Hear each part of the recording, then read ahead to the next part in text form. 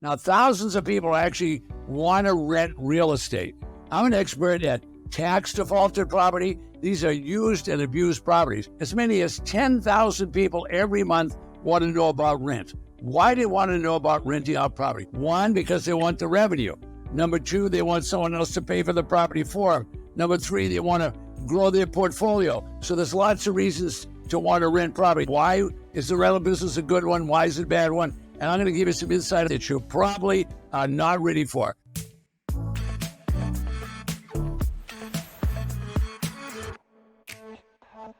Hey, welcome to Why You Should Rent Out Your Tax Delinquent Property. A lot of folks are watching videos and they're wondering about how do I rent my property? Do I need to rent my property? Can I sell a tax deed property? This video is going to give you the answers, and more specifically, Ted Thomas, the tax authority on tax liens and tax security. Thanks so much for joining us.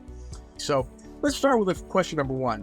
Ted, there's a lot of options out there when it comes to rentals. Yearly rental agreements, rent-own lease options. What do you recommend is the best path to take forward? A rental business is going to be difficult. And why is it going to be difficult? Because the properties don't look so good. These properties are not brand new property. These are properties that were actually forfeited by the owner. So if you want to sell one of these properties, think about that. If it doesn't look too pretty, you're going to have to start cleaning it up. That means you're going to have to start spending some money cleaning it up. I love to buy these properties at tax defaulted auction for 10 and 20 cents on the dollar, but you're going to have to do something with it now before you're going to be able to get into rental. So rental properties are not the easiest thing in the world to do. All right, so I tell people, if you want to be in the rental business, you might want to be outside of the tax defaulted business. Why? Because you might want to buy nice properties where you can get quality rental people. All right, we're probably not going to be able to get the same quality. We're just looking for people that qualify. There's a lot of difference between quality and qualifying. And people that qualify for these properties, people have been rejected by banks. They've been rejected by other people. But what do? Here's what they like.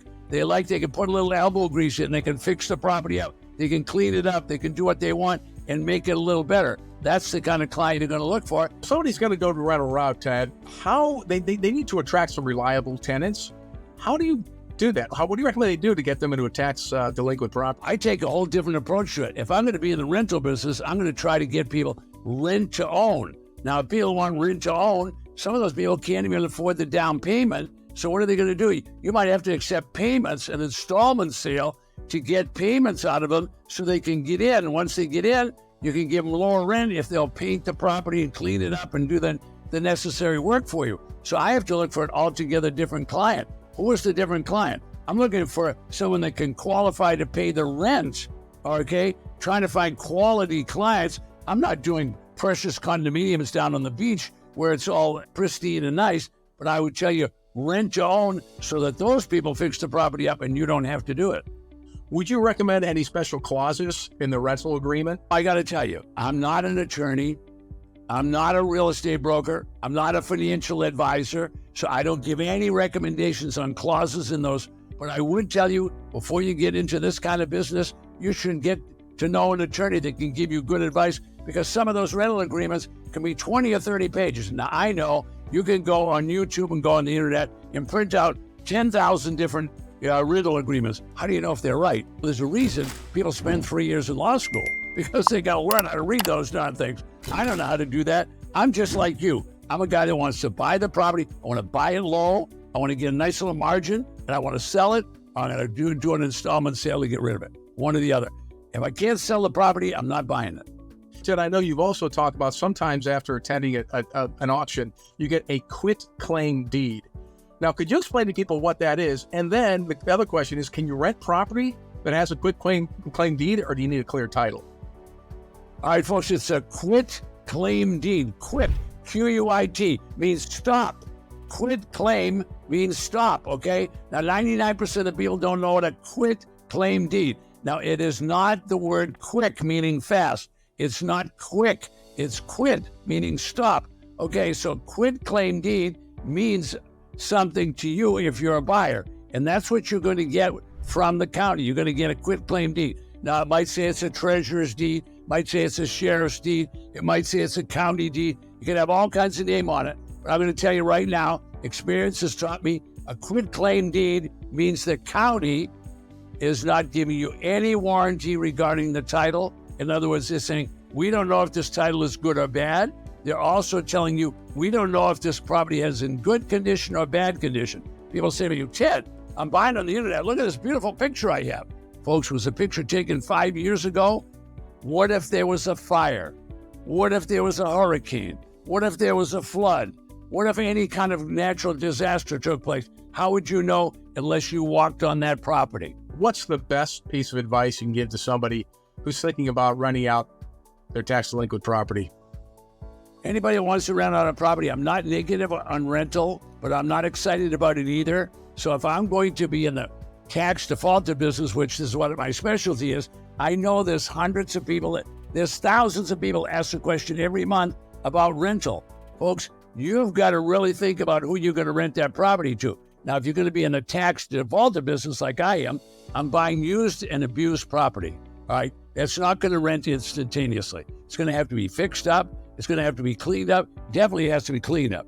Okay, if you have to fix a property up, whatever you're paying for the property, add up the fix up and add up the time. Now, if you don't understand after repaired value, I'm going to tell you right now, you need to learn what after repaired value means, because maybe you bought that property for 20 cents on the dollar. All right, you want to just add some margin to that and sell it. That's okay. However, if you're going to fix it up, you're going to have to not only add your margin, now you're going to have to add the fix up, plus add the time. The time might take you 2 or 3 months to do that. I'm not negative at all, but I know that there's many people that are asking that same question about rental. Now, let me talk about the deed to the property.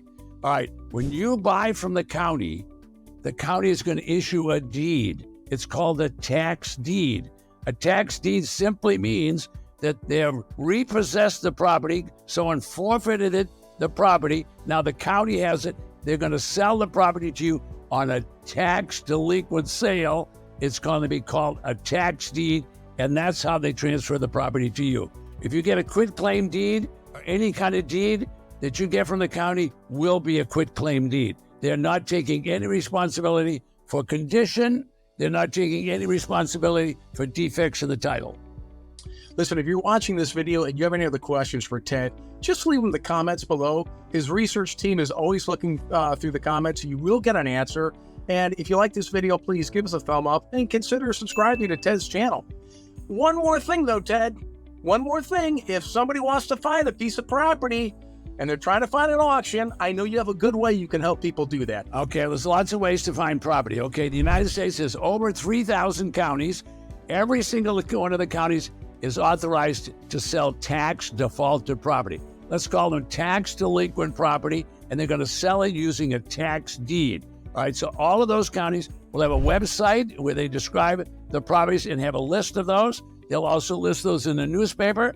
All right, now if you get the newspapers from all those counties, just imagine a room full of newspapers because there's 3,000 counties. So what I did is I created an auction calendar. You can go right below me while I'm talking, and you can see that. Wherever there's a white circle, that means there's an auction coming up. That map changes every day. You can go to the white circle and get a demonstration of what an auction list would be. That auction list is available every single day. You can just go there and take a quick look at it right now. Right down in the description, guys. Click on it and take Ted up on his offer. Thanks for watching.